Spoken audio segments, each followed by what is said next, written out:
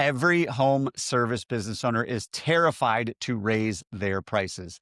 They think customers are going to run, but here's the truth. The only thing worse than raising prices is not raising them. I am Paul Maskill, and I'm a fractional CFO. I work with $2 to $20 million home service businesses every single day, and I'm going to break down why raising prices is the safest, smartest thing you can actually do in your business, and how do we do it without losing our best clients. Now, why raising prices won't kill your business? Going back to the terrified part, the reason we are terrified is that we don't know why we actually charge what we charge. We have pricing made up in our head that we need to charge this because that's all customers will pay, or we say, I feel like we're charging enough, or we call around to 4 or 5 different competitors and come up with a price. But if you actually did the math, and I've recorded a previous video on this as well that you can check out. If you actually did the math and knew why you charged what you charged, you would no longer be terrified to raise your prices. The thing that we're afraid of most is losing all of our customers. Now, if we are solely competing on price, then yes, in our mind, we'll lose all of our customers. That means we don't believe in anything else that we do. We're not good at it. We don't provide value. Our customer experience is terrible. And the only reason people use us is we're the cheapest in town. Now, I'm here to tell you, if you want to be the cheapest in town, once you win that race, and you win it and you're the lowest and you think you're the best, you are going to be the first one to go out of business, because there is no way to be the lowest and deliver on all of your promises and still stay in business. So let's get into it.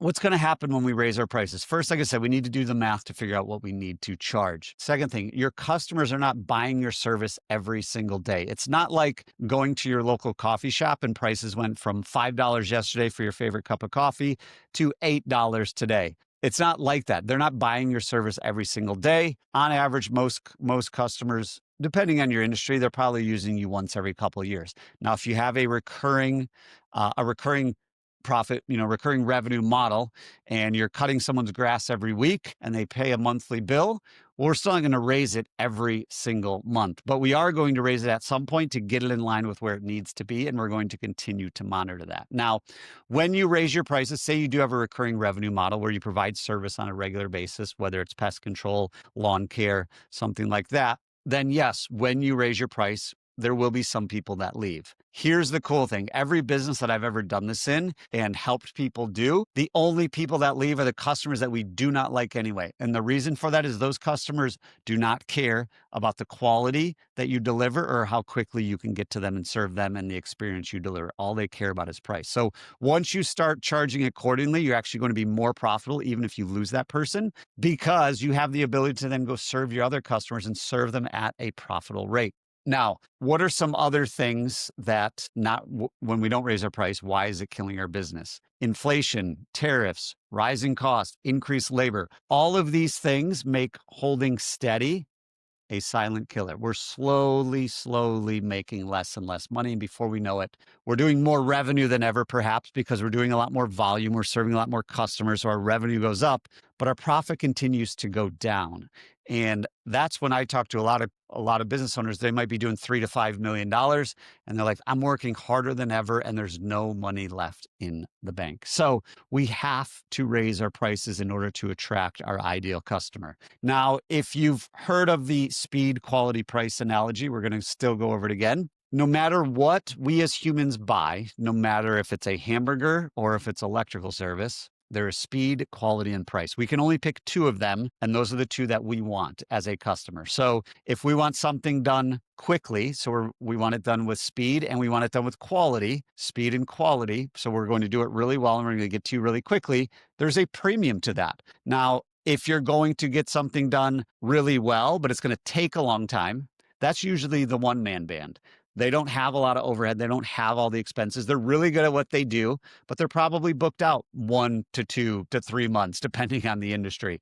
And if they're booked out that long, we can't charge a premium because people aren't going to be willing to wait. The people that are willing to wait know that you're really good, know that you're worth waiting for. And the reason is because not only do you do the work well, but you're actually, cheaply priced compared to the services you deliver. So that's the one-man band. And then we have the handyman. They're going to get to you pretty quickly because they're not really good. So their service, no one's knocking down their door for their service. They're going to get to you really quickly. They're going to charge really low because they're not good at what they do. They're okay at a lot of things, but they're not great at one thing. So the quality is down. So there are homeowners that want the handyman. They want that person to come in and fix the crown molding while also putting in a ceiling fan and, hey, can you repair the deck? And they have their kind of to-do list and they do it all. And they do it all okay, but they don't do it great. It'd be a lot different if you hired a carpenter to do certain things, and you hired an electrician to do certain things. But there are customers who want that, and there are business owners who like to serve that niche. My favorite place to play is the one we mentioned initially, because then we can charge a premium and really deliver an amazing customer experience, amazing employee experience, and just be world-class, best in your area. And that's by getting to things quickly and doing them really well. In order to do both of those, it is expensive as a business owner. We got to hire better people. We got to pay them better. We got to offer better benefits.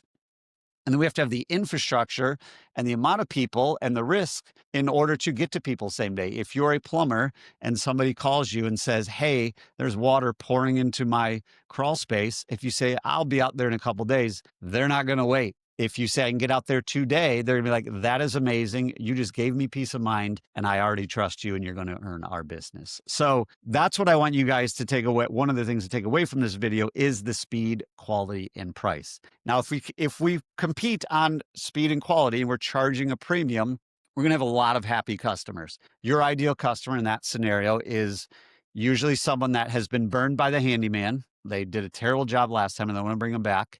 And they just don't want to wait for the one-man band. Time is their most valuable asset and they will pay to get things fixed quickly. Their schedule's busy. They don't want to wait, whatever it might be. Now, the next thing to look at when we're setting our pricing, especially if we started the company, at first we just pick a number of how much money do I want to make in a day, in a week, in a month, in a year. And we just kind of throw a number out there and we start running our business. And before you know it, someone else is answering the phone for us. And then we have a helper. And then that person might turn into an apprentice. And then we hire a technician and then maybe an installer. And now all of a sudden we've got 2 people in the office. And this business starts to evolve, which means we need to start charging differently. Because in order to deliver the same service we could when we were a one-man band initially starting out, if you were a plumber and you started your business today, you're going to deliver amazing experience. You're going to do it really well because your schedule's not booked up and you're really good at being the expert plumber, the journeyman plumber, the master plumber, whatever you want to call it, depending on where you live. So as we grow, as we get busier, in order to deliver that same level of service, we need to start charging more because we've got to put people, process, systems, technology, infrastructure. We need to put all these things in place. As we're going on this journey, we also start racking up Google reviews. We get 100, then we get 200, then we get 500. Here's the thing. Nobody is going to be calling a home service company with, call it, 1,000 5-star reviews and think that it's going to be cheap. The people that want something done cheaply are not going to Google and finding somebody with over 1,000 reviews. They're going to go, whether they go to their neighbors, family, friends, they're going to ask, hey, who did that for you? They might go to Facebook groups. Then they're going to do their due diligence. Same thing with the 1,000 review company. We as home service companies still get most of our leads through referrals from neighbors, family, friends, Facebook groups, Nextdoor, all that. But then we go do our due diligence. If someone says this plumber is awesome, and then we look them up and they have 1,000 reviews, we know that plumber is going to be awesome. He's going to be really good, but he's also going to be charging a lot more. So believe in yourself, believe in your company more than you do. If you have a lot of Google reviews, people aren't calling you thinking you're going to be cheap. They're calling you because they want an amazing experience. They want it quickly and they want it done right the first time. So just a little nugget to take on. The next thing is a little bit of a math exercise that I think will really help you get over the mindset, get over the mental hurdle that you need in order to charge your prices. So let's say you charge $100 right now for this widget and you make $5 on it. So your net profit is 5%. You charge $100 for it. All your expenses are $95 and you have $5 left over for profit. Now, if you increase your price by 10%, you go from $100 to $110. Your profit is going to triple. The math is crazy, but it makes total sense. At $110, that $10 extra that you charge is going straight to the bottom line. It's going straight to the bottom line. So your bottom line is going from $5 to $15. So your profit just tripled, whereas the cost to your customer only went up 10%. A 10% increase in the last 4 or 5 years is nothing, unfortunately, based on all the turn of events and everything that's going on with inflation, economy, COVID, all the things. If your customer bought something from you today last year at this time for $100, and then they call you back again this year for $110, they're not going to fight you over it. If they do, they're not your ideal customer and they just want it cheaper. Not your ideal customer. Say, we're going to stick to our price. Leos, talk to you never. So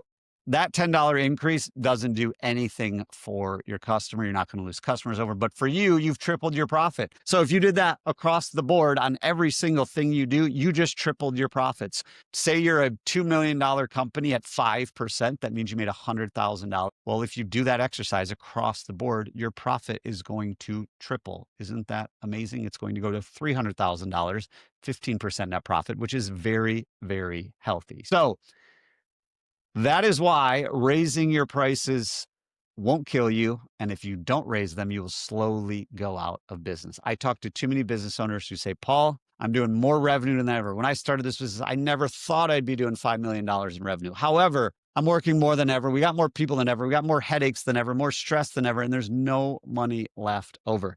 And that's why we're stressed. We're doing all this work and there's no payoff. If we're doing all the work and we're making 20% net profit on $500,000 or on $5 million, we're making $1 million a year. And that's pretty healthy. It would be worth it. And also means in order to be able to do that, we have to have all these things in place. We have to have the pricing, the systems, the processes, the people, so we can deliver the customer experience that shows the value that we're worth in the marketplace. That is it for this video. If this helped you, hit that subscribe button. Every week between individual videos and podcasts, I'm going to share with you real strategies to help you create consistent, positive cash flow so you can bridge the gap to have a better business, have a better life, achieve the goals you set out when you started your business. It is not fun flying blind. Unfortunately, most business owners are flying blind because they don't know your numbers. Start putting in the work, get the clarity and confidence you deserve so you can scale your business and achieve your goals.